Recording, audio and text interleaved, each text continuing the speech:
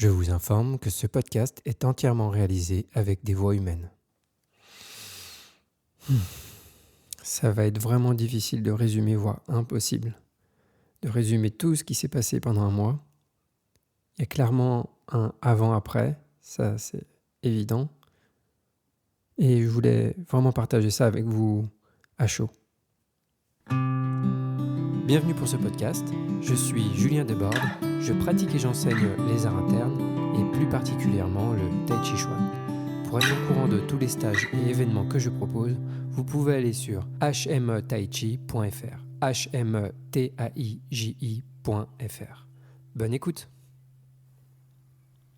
Avant de démarrer le podcast, vous pouvez, si vous souhaitez soutenir mon travail et également être informé des prochaines publications, vous abonner sur la plateforme que vous utilisez, que ce soit Spotify, Deezer, Apple Podcast ou d'autres pour la version audio, ou sur YouTube où il y a également du contenu vidéo. Merci aussi pour les likes ou les étoiles que vous pouvez mettre, ça soutient énormément la chaîne.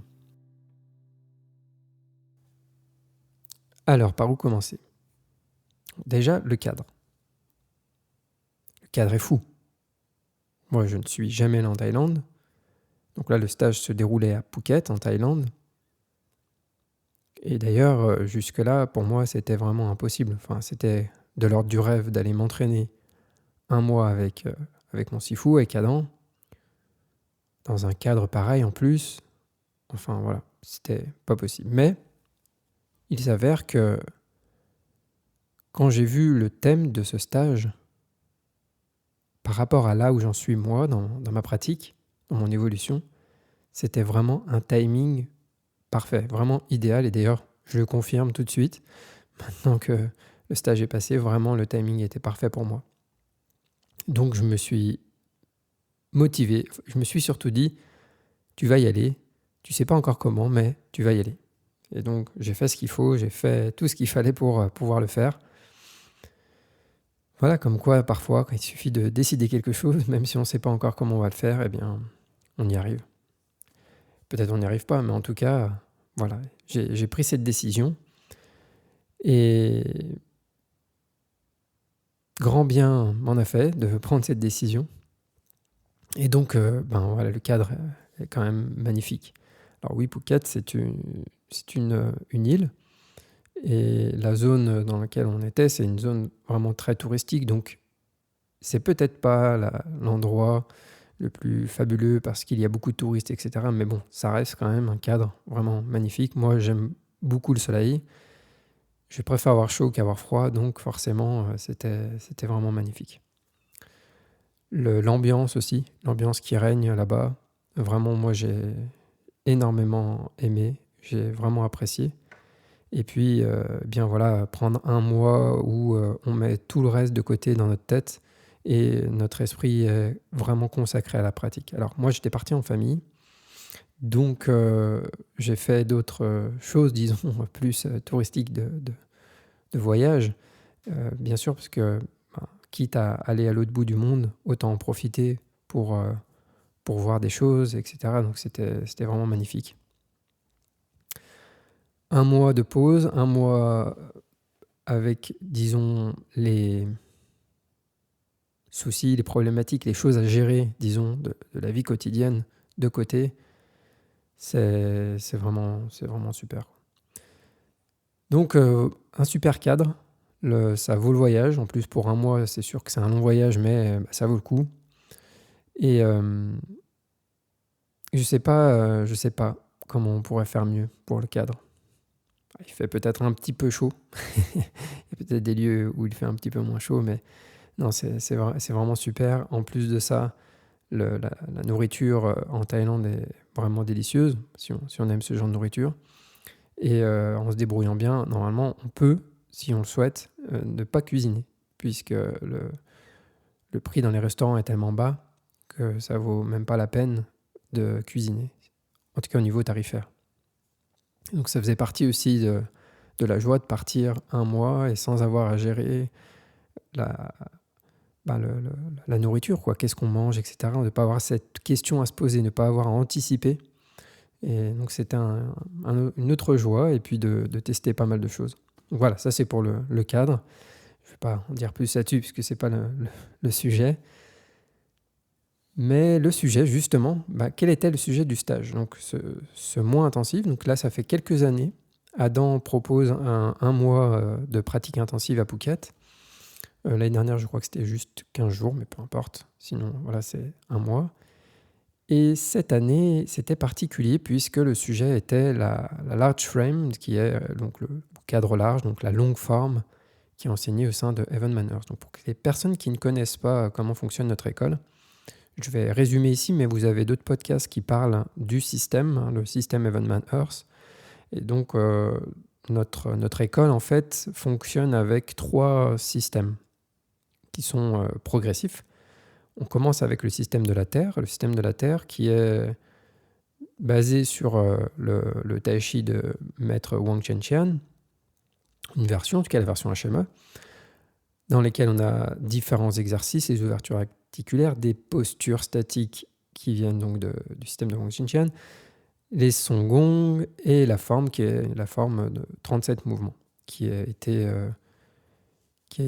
été raccourcie par Cheng Manchin et ensuite raffinée par Wang Chenxian. Et donc on travaille avec ce système qui est censé faire tout un travail de transformation, de culture,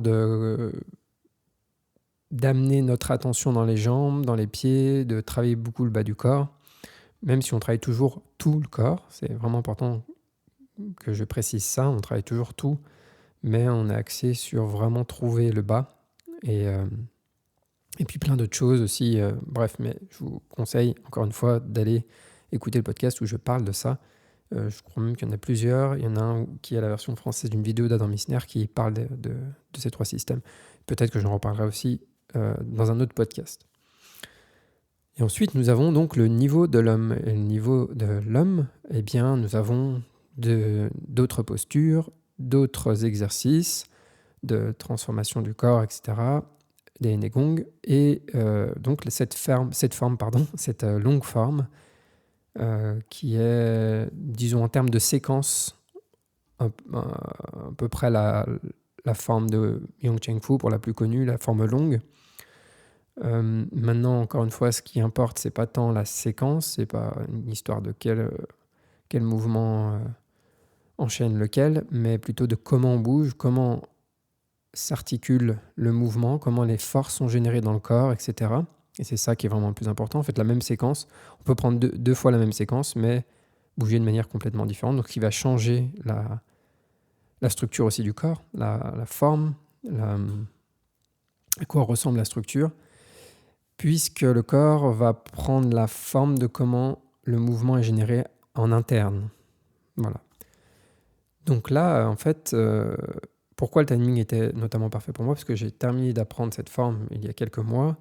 Et donc, comme je la connaissais déjà, disons basiquement, je l'ai quand même pas mal travaillé déjà, et bien là, c'était l'occasion de, pendant un mois, vraiment, vraiment la pratiquer à fond, sous la guidance d'Adam et d'autres instructeurs comme son frère Gabriel qui était là, et de mieux capter comment la faire, cette forme, comment bouger. En fait, ce système, il est vraiment complexe. La manière de bouger est beaucoup plus complexe que le système de la Terre. Difficile à capter ce qu'il faut faire et difficile de le faire. Et passer un mois à avoir des détails vraiment très précis, à pouvoir poser des questions et à répéter encore et encore comment on doit bouger, c'est-à-dire que tout doit bouger par vague. Que pour les personnes qui pratiquent déjà le système HME, dans le système de la Terre, on apprend à générer des vagues, et puis dans le système de l'homme, aussi, mais différemment. Et voilà, c'est encore plus précis et plus complexe à gérer. C'est d'ailleurs pour ça que souvent, moi, je dis que au début, pour moi, j'ai appris à simplifier mon esprit avec un système qui n'est pas trop complexe. Ça ne veut pas dire qu'il est facile à faire. Le système de la Terre de notre école, il est déjà très difficile. Difficile, il est éprouvant, il est intense, etc. Mais il n'est pas complexe. Donc, ça aide à simplifier l'esprit, pour notamment aussi qu'il y ait ce calme. Il y a un lien aussi avec ça. Et une fois que l'esprit est plus calme et simple, il peut gérer des choses plus complexes. Et donc, le deuxième système est déjà beaucoup plus complexe sur comment ça se passe. Qu'est-ce qui est actif, qu'est-ce qui est passif, qu'est-ce que fait le cou, qu'est-ce que font les coudes, qu'est-ce que font les genoux, qu'est-ce que font les épaules, qu'est-ce que font les chevilles, qu'est-ce que font les poignets, qu'est-ce que font les mains, qu'est-ce que font les pieds, qu'est-ce que fait la tête, etc., etc., dans chaque mouvement. D'où part le mouvement, comment la vague se perpétue, etc. C'est articulé de manière très précise. Et c'est complexe, c'est déjà pas si facile à capter, mais après, une fois qu'on a à la limite un peu capté intellectuellement, ça ne veut pas dire qu'on est capable de le faire, c'est vraiment très difficile à faire. Et donc, ben voilà, passer un mois, c'était vraiment génial. Et pour moi, ça m'a permis notamment d'enlever des doutes. Ça veut dire de préciser plein de choses, de voir tout ce que je faisais pas comme il fallait, ou tout ce que je faisais mais pas assez, il fallait faire bien plus que ça, comme souvent. Et aussi, qu'est-ce que j'avais capté qui était bien ça, et du coup, ça a confirmé que c'est bien ça, et ça me permet d'avoir moins de doutes dans ma pratique, et d'y aller encore avec plus de conviction, et plus de force du coup, parce que quand on doute moins, on y va plus franchement. Et donc ça, c'était génial. Donc c'est sûr qu'en un mois, de nouvelles connexions sont arrivées, plein de choses se sont passées, et c'est difficile d'expliquer parce que il y a bien sûr tout ce qui concerne donc la technique, de comment on bouge, etc., ce que je viens d'expliquer, de trouver plus le mouvement interne, mais aussi il y a l'état d'esprit, tout ce qui est de l'ordre de l'émotionnel, du calme, etc. Et ça, entre le fait, comme je le disais tout à l'heure, d'avoir un mois où on peut se consacrer que à ça déjà, donc de pouvoir mettre de côté tous les autres soucis, disons, et le fait d'avoir la pratique en elle-même, guidée par Adam, qui sait mettre dans un état d'esprit, dans un calme, qui sait faire trouver des choses particulières.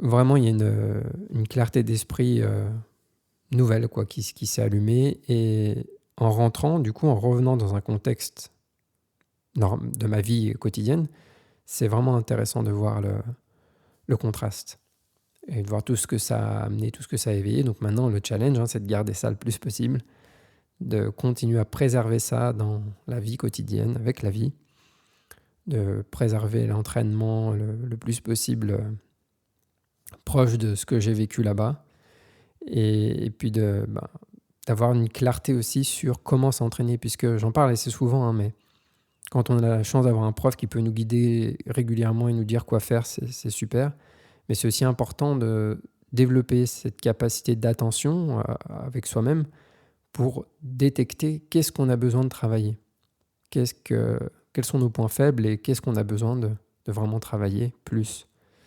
Et d'orienter donc notre pratique en fonction de ce qu'on a besoin, sans non plus s'éparpiller, sans changer chaque jour, sans être complètement ballotté d'un sujet à un autre chaque jour. Donc c'est pas si évident. Mais cette capacité d'attention, cette capacité à pouvoir s'entraîner tout seul et à savoir quoi entraîner, eh bien, elle va quand même pas mal déterminer notre capacité à progresser.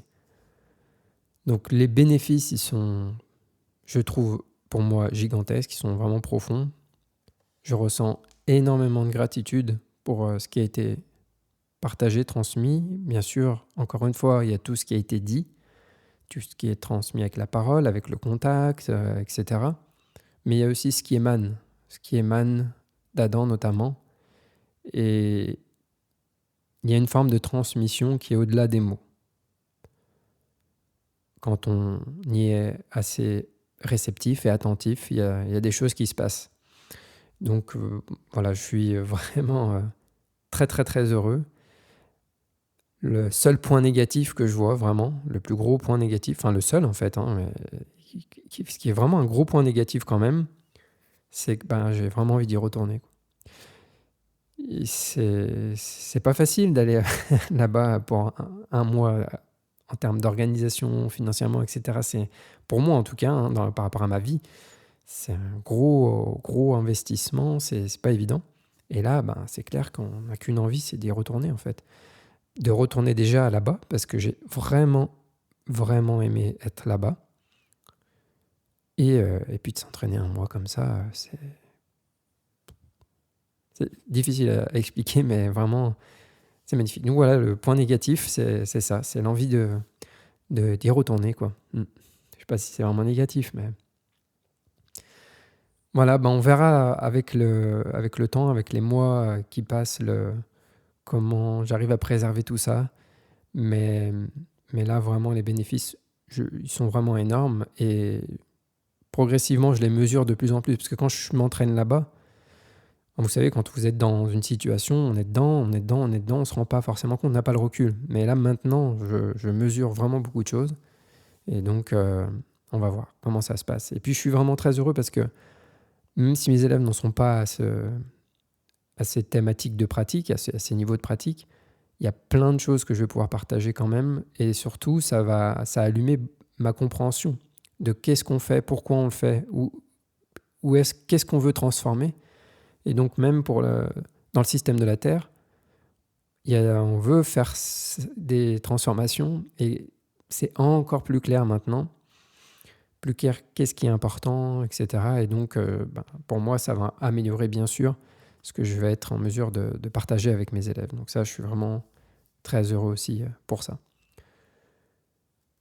Voilà, je ne vais pas rentrer plus dans les détails, mais j'en reparlerai certainement. Et vous savez, dans les podcasts, souvent, je fais référence à des anecdotes. Donc, il y a peut-être des petites anecdotes qui viendront parsemer les prochains podcasts. En tout cas, si vous souhaitez bien vous entraîner avec nous, il y a la tournée de Gabriel Misner, donc en Europe. Il ne vient pas en France cette année, mais il a plusieurs dates en Europe. Vous pouvez aller voir sur le site evanmanners.com. Et pour ma part, bien sûr, il y a les stages que je propose, comme d'habitude. Donc, je crois qu'il reste 2 stages. Il n'y a plus beaucoup de place en mars et en mai. Et ensuite, il y a les stages d'été en tout petit cercle. Et puis, le grand stage, il reste seulement 3 places pour le stage en gîte qui a lieu tout début août. Donc, si jamais vous êtes intéressé, il va falloir se dépêcher. Je pense que ça va vite se remplir. Si vous avez des questions sur ce stage, ou le stage de Phuket dont je viens de parler, des questions précises, peut-être ça peut me donner des idées aussi de podcast. Si vous avez des questions, des remarques ou quoi, bien sûr, n'hésitez pas à m'écrire. Je vous souhaite à tous une très bonne pratique et à bientôt. Merci encore à toutes les personnes qui me soutiennent sur Tipeee. Et je vous rappelle que pour vous abonner au cours en ligne d'Adam Misner Discover Tai Chi, vous pouvez utiliser mon lien d'affiliation qui est en description ou sur mon site hmetaichi.fr et vous aurez, en vous inscrivant, accès à 1 mois gratuit. Je précise aussi que ce cours est sous-titré en français, donc n'hésitez pas à essayer ce cours en ligne. Vous avez 1 mois gratuit sans engagement. Très bonne pratique à vous et à bientôt.